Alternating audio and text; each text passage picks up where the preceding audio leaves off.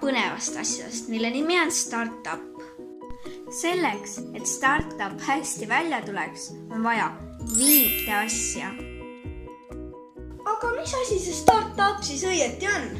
Startup on idufirma ehk alustav ettevõte ja kui sina tahaksid ka startupi teha, siis sa pead järgima neid punkte. Let's go! Ma pole kindel, kas meeskonna moodustamine on esimene samm, aga meeskond ise on küll kõige tähtsam. Mina tahtsin rohelist vildikat. Aga mina sain. Jagame ilusti vildikad ära. Rohelist tahad? Sinist. Aitäh! Startupi puhul on väga oluline punkt ideed. Ideed on nagu seemned.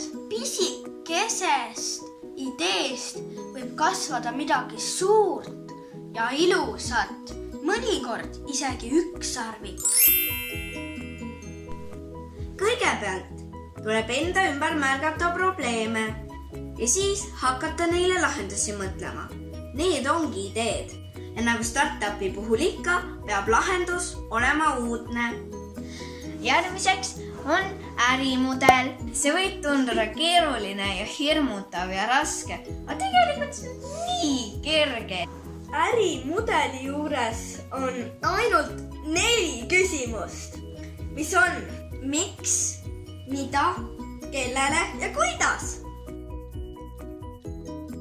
Prototüüp on idee näidis.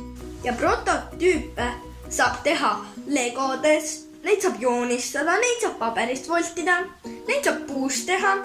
Kõikidest asjadest saab prototüüpe teha.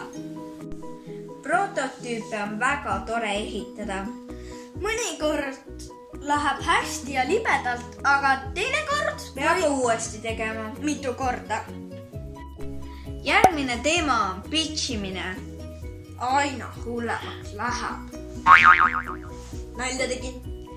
Pitchimine on tegelikult lihtne ja lühike kokkuvõte oma ideest. Ja väga hea on aluseks võtta ärimudeli 4 küsimust. Ja need on miks, mida, kellele ja kuidas. Lihtne.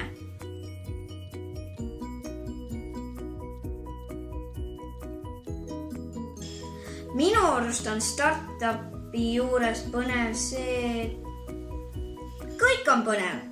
See on õpetanud mind asju rohkem märkama, parem sõber olema ja ma olen loovam ka. Minu arust on põnev otsida lahendusi. Ma sain julgust ja korraldasin koolis laada. Ma kuulan inimesi rohkem ja...